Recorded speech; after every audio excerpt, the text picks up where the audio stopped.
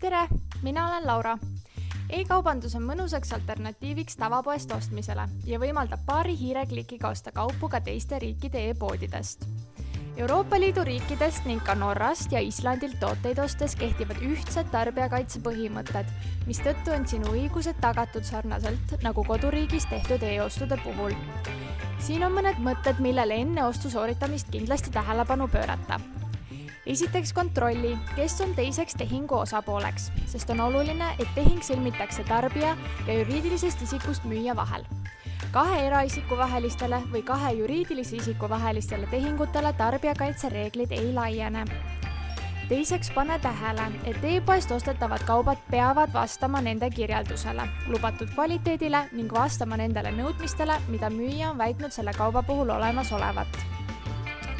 Kolmandaks tea, et e-ostu puhul tuleb tellimus kätte toimetada kokkulepitud ajal, kuid mitte hiljem kui 30 päeva jooksul pärast tellimuse esitamist.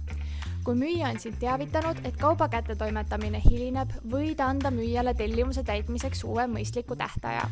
Kui müüja ei täida tellimust ka siis, on sul õigus nõuda raha tagastamist. Neljandaks, kui oled kauba tellinud Euroopast, on sul õigus 14 päeva jooksul alates toote kättesaamisest sellest loobuda ning kogu tasutud raha tagasi saada. Sealjuures ei pea sa kauplejale põhjendama, miks kaupa tagastada soovid. Kaupleja peab kauba ostuhinna ja saatmiskulud tagastama sulle 14 päeva jooksul.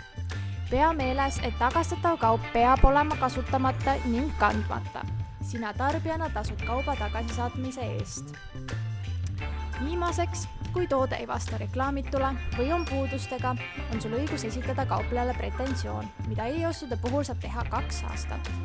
Kui see läheb katki või lakkab töötamast, tuleks esimese sammuna esitada müüjale kirjalikult kaebus, kirjeldada ilmnenud probleemi ning esitada ka soovitud lahendusettepanek.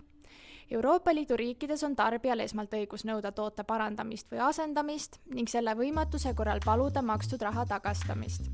Seejuures on hea teada, et hüvitiseks pakutud kinkekaarti ei pea sa raha asemel vastu võtma. Kui kaupleja ei vasta, keeldub kaebust lahendamast või sa pole pakutud lahendusega nõus, võid esitada kaebuse Eesti Euroopa Liidu tarbijanõustamiskeskusele. Meie kontaktid leiab kodulehelt ecc.ee. ECC.net, tasuta nõu ja abi Euroopa tarbijale.